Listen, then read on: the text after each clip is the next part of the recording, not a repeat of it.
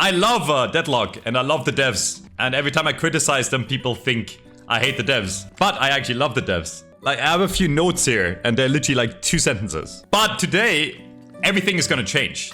Today, we're not gonna complain. Today, we're gonna complain and then provide actual solutions to how I think the game can be fixed and to why I think the game overall is in a pretty bad state right now. I would say the average player, I don't know if you're watching on YouTube or Twitch, I think the average player enjoys this meta very little, right? Like, I think it's a very poorly received meta. And I think that's partially, and I'll throw jab at Deathy, it's all Deathy's fault. But on a more serious note, I think it's partially the fault of the devs for listening to that feedback group only. And the general player base. I'm not saying everyone in the player base doesn't have... everyone is entitled to their opinion. But I think this entire gun versus spirit debate we had in the last patch made the game worse. Because I said this, before this patch came out, gun wasn't better than spirit. So my question for this... For this video, or for this live stream, wherever you're watching is Gun actually dead? And the answer is no. Gun was actually never dead, but Gun wasn't alive either, right? Even before this patch, we had characters that were very powerful in spirit, and especially in the early game. This game, Deadlock, has always been focused around early game spirit damage. Almost every single kill you get in lane is mostly spirit damage. There are a few exceptions, like Haze does mostly gun. Viper's kill potential in lane is the 2, where you get them low, right? And you can get them low with whatever, right? It's gonna be some gun damage, and it's probably your teammate is gonna have some low, and then you press that spirit button, and then it goes, whoop, you know, and they die. Mirage, I agree. But like, see, even Mirage has a decent amount of spirit damage in lane, right? Like, the pressure that Mirage can keep up is amplified because of the spirit damage he has, not necessarily the gun damage, right? The scary thing about Mirage is the spirit. Keeps on applying Jin's Mark, and if you get ×4, ×8, it hurts a lot. If Mirage didn't have Jin's Mark, he wouldn't be oppressive in lane, right? I don't want to make this video about, like, a debate about gun versus spirit again. I just want to point out that gun was never too strong, and is now still is not too strong or too weak. It's just that now other characters are too strong or too weak. So my point really is, I think, what we need to agree on as a community, it's a character specific thing. It has nothing to do with gun damage or spirit damage. Some characters will do more spirit damage, some characters will do more gun damage, and if it turns out there's a meta where there's a gun character that does a lot of damage, right, like Mirage, then yeah, it's gonna feel like gun is OP, but what you should actually say, Mirage is OP, right? And now we have this patch that came out, and it objectively made the win rates more imbalanced, right? Statistically, if you look at Deadlock API, Stat Locker, if you look at the win rates of the best and worst heroes, this patch statistically made the win rates of the game more inconsistent, right? So if you want to balance around like somewhat even win rates, the game is worse in balance right now, right? There's more standout characters that are really strong, and there's more standout characters that are really weak. This character still does nothing. This character literally does nothing, right? And then this character does everything, yeah, right? I do think the devs will learn from this patch, and I truly believe that the next patch will fix a lot of these issues. An argument I always get when I post a new video or even on live stream is, oh, it's a beta or an alpha, the devs are testing. And to a point that is true, but I think it's in the best interest of the devs and us, the community, to make the game a fun game, right? Otherwise, people are gonna leave, then they have less people to playtest, then more people are gonna leave, and it's gonna be like a downward spiral. And I thought about this for like 2 hours yesterday. What actually is the issue? Other than like some certain characters being overpowered. Since the item rework patch, we have this investment stat, right? So the items themselves are all weaker, but you get passive investments. Every item in the game, even the strong ones, right? Like Spirit Resilience, compare this to old Spirit Armor. Old Spirit Armor was insane, right? Spirit Resilience arguably a lot weaker for more of a price, right? Or sorry, not more of a price, it's a bit cheaper, but it does less, right? Statistically. And that item is obviously really good right now, right? Spirit Resilience is really good. Which made me think, the worse they make items, and we had so many nerfs now, right? In the last few patches. The worse they make items, the more important base stats of heroes become, right? Think about the heroes that are meta right now. What do they all have in common? They either do insane burst damage, but mostly they're really tanky on base, right? Look at Shiv. If I level up Shiv and I buy 0 items, 0, right? I have 2200 HP, and on Shiv it's even higher because he has bloodletting, right? So this is an insane amount of HP he has at the end game for no investment, right? I didn't buy anything, right? Now look at a hero like Warden, which is also really good in this meta, right? I level up Warden, 2500 HP. For nothing. Not a single green item. I don't have a single item, and he has 2.5k HP. 2200 does not seem like a lot until you level up something like any other character that is like squishier, right? Like let's level up something like Haze. It's not even close, right? It's like way lower HP. And I'm not saying buff Haze's HP, right? I'm not saying make Haze squishier. But if you look at a lot of the other characters, stats-wise, they're just lacking very far behind in terms of tankiness compared to the tank heroes. And the thing with Shiv is, right, like, yeah, he might only have 2.2k HP, but he does an insane amount of damage without having to buy items, which means, or without having to buy orange or purple items, which means on Shiv, you know, you can just spam, whatever you want in green, and you're not really gonna get punished. Because if you max level, you will still do an insane amount of damage because of your stats that are so high, right? You know, you buy like 1 orange item, 1 purple item, you get the base investment, which is really high. In fact, I can buy a single 3.2k spirit item, and I will get 19 spirit for free, right? So if you want, on Shiv, you just go like something like superior cooldown, right? You can also go Torment Pulse. And suddenly, you have another 19 spirit. What am I trying to say with all of this? It's gonna make sense in a second. The passive weapon investments giving so much stats, and the items themselves being weaker, You can't hide. there's very little skill expression in build crafting right now, right? I think every single build in the game feels very samey. I don't know how you feel in your builds, but like it almost seems like it doesn't matter what items you buy. You can just buy like a bunch of greens and you'll be fine. There's a few standard items still, like of course Return Fire. But like otherwise there's not really standard items. It's just people spam like a bunch of barriers to get more HP, a bunch of resists to get more resists, and then depending on what hero they need, they buy like Boundless Spirit, right, to get like a lot of spirit power, or they buy Superior Cooldown, Transcendent Cooldown. And I thought this item was weak first because it's like literally double the price of, you know, Superior Cooldown. But like the more I play, the more I realize this item is actually really strong. If you invest if you invest into like a 6k item, you will still randomly get like 25-32 spirit power, right? Like in fact, if I buy both like the cooldown and like let's say Torment Pulse, look at the amount of spirit snatch. I have 44 spirit without buying a spirit item, which means on max level here, I have both these items don't give me any spirit, while spirit snatch does passively, but base level I have 80 spirit without having invested anything into like increasing my spirit power.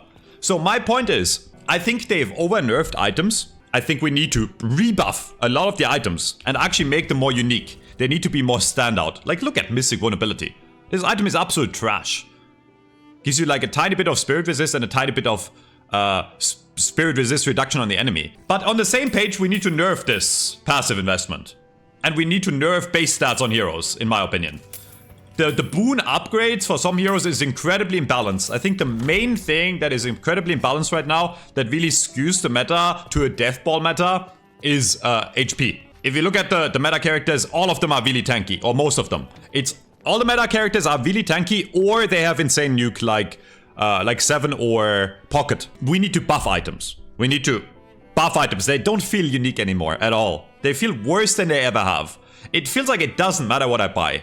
It's just a stat stick. Every item feels like a stat stick. Unless it's an active item, right? There are exceptions. Like Warp Stone is cool. Phantom Strike is obviously really good. There are a few like active items. Heroic Aura is really strong, right? There are a few items that are good.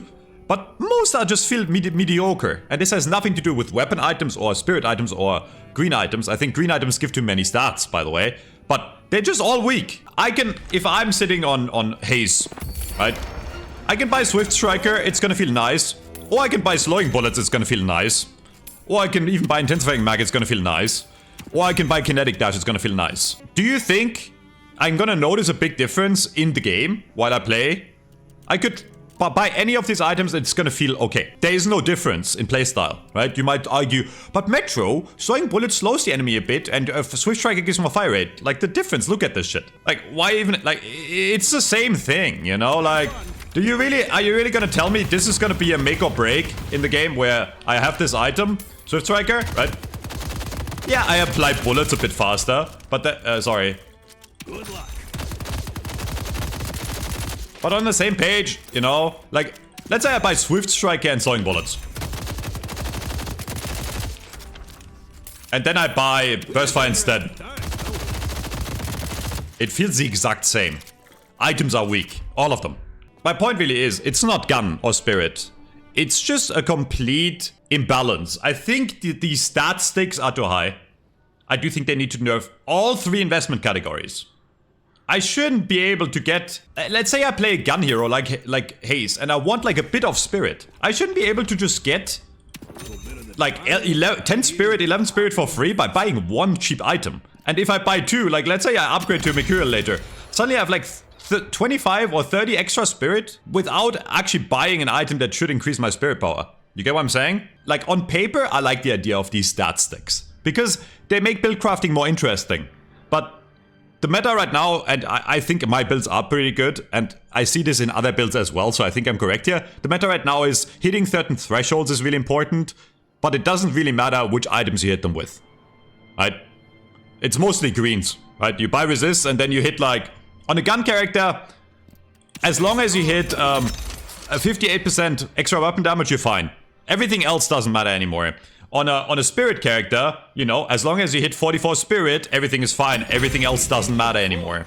Build crafting used to be so cool in this game because there used to be so many different playstyles, but now it's all dumbed down and condensed into 1 build per character. And I guess that is back to the devs, how they want to balance the game. It seems like the devs want to one-dimensionalize the game. Because, like, remember when Haze had different playstyles? Remember when you could unironically go Spirit Haze or Gun Haze? It feels like most characters have one playstyle, right? Like, Pocket is a Spirit Nuker. And to be fair, he has always been. But I do, like, there's one example of a character I really like right now, which is McGinnis. Why? Because McGinnis, you can actually play different playstyles and they all feel viable, depending on the situation. I can play a carry gun McGinnis. I can play a support McGinnis, I can play a hybrid McGinnis, and even like a turret McGinnis / ult McGinnis is viable, right? It's pretty cool. By the way, I've looked into the Glocket thing, it's shit. People think it's OP because like there's like a pro player running that in Archon, or Ido made it work in an Eternus game, it's bad. If you want to play Glocket, you might as well play Warden, and I can guarantee you for the same gun investment you will do more. It's funny, right? And I want more playstyles that are out of the norm. Don't get me wrong, but Glocket is not an issue. If you think Glocket is good, you're delusional. I want more playstyles per hero. 7 is an ult bot, unless you're on my build, in which case you're god. 7 is an ult bot. Great Talon is only a Spirit Nuker. Dynamo is an ult bot. Warden is like kind of an ult bot too, to be honest. Like, I guess my point is, I remember when Wraith had 2 different playstyles, very distinct. You could run full card and do a lot of card damage, but your gun was really weak. Or you could run full gun. And both were viable. To be fair, Wraith is shit no matter what right now. But like right now, Wraith is like, you buy a bit of everything and do everything, but you don't specialize in either. You can't run full gun, it's fucking shit. You can't run full card, it's fucking shit. Viscous, right? And I'm not a Viscous expert. Viscous had like a build where it was all melee punch and battle punch. Or an old build, or a splatter build. And it feels like now in the meta, there's only one viable build per character. Yeah, they nerfed Ivy Gun. For whatever reason, they want Ivy to be only a support. I don't know why, but they don't want Ivy to ever be a carry. Why? Why not make different playstyles viable? I think that's the fun in this game, right? Why not make it so you can build a spirit support Ivy, right? A nuke Ivy where you do mostly ult and Katsu damage, or a full support where you heal, or a gun carry. Where's the issue? And I think this can all be fixed. I think we need to stop nerfing shit. And we need to start buffing items. The only thing we need to nerf, in my opinion, is the weapon, vitality, and spirit investment. All 3 of them. This has nothing to do with gun versus spirit. So yeah, TLDR of my point. Gun is not dead. It's just that other gun characters are good now, right? Gun was never weak or strong. It was always a character balance issue. And right now, we are in a meta where it's, again, early game team fighting is super encouraged, and then mid game team fighting is super encouraged. Jungle is basically worthless. The higher you go in as R, the more people just group up as 6 and team fight, perma. Which characters are good in that meta? It's characters that are good in lane and then scale well. Tanky characters. Just to get this out of the way again, they nerfed green items so much, it's really hard to come by HP now. But the characters that are not inherently tanky, right? Like any carry character. Any carry character that's not Abrams or Bebop or Warden or Shiv, right? There's a few exceptions. Kelvin, right?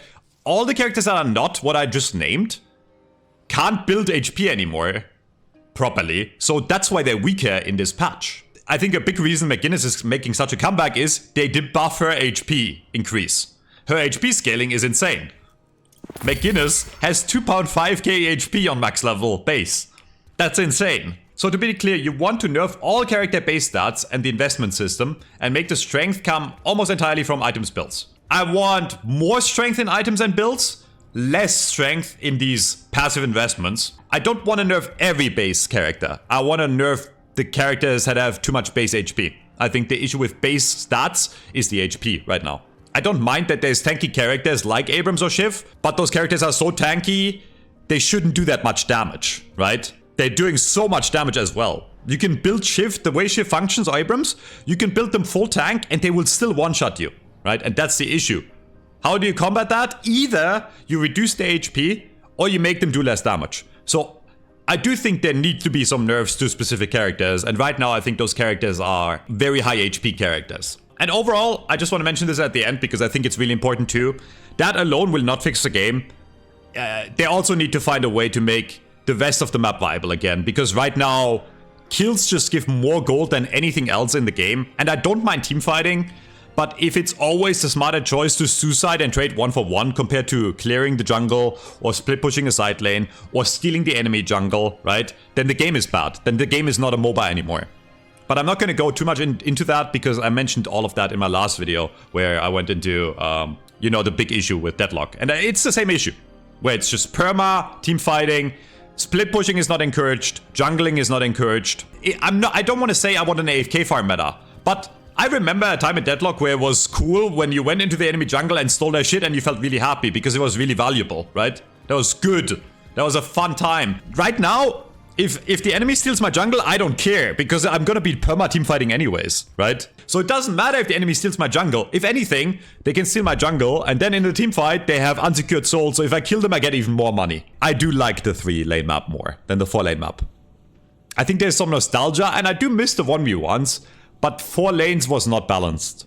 Because 4 lanes, again, the duo lane just ganked the solo lane after, and as a solo lane player, it just felt really bad, in high rank at least. I would like for them to experiment though. Maybe they can make a triple lane and a solo lane in a 3 lane. That would be a cool idea. But then we're going down the route of Dota, where the solo lane needs to get a bit more money, right? And then the game becomes more like Dota, which I don't know if I want like the classic MOBA setup, where you have, a mid laner and then a safe lane and then an off lane. I don't know if I want that. I do think it's kind of cool. In this game, characters function on a multi-dimensional level where you can build Ivy like a support, but you can also build her like a carry. But they seem to be moving away from that. Gun is not dead, Spirit is not dead. They just need to actually get their, head out of their ass and stop listening to little Timmy in Seeker complaining about dying to a gun character at 40 minutes. Gun is not the issue. Characters are the issues.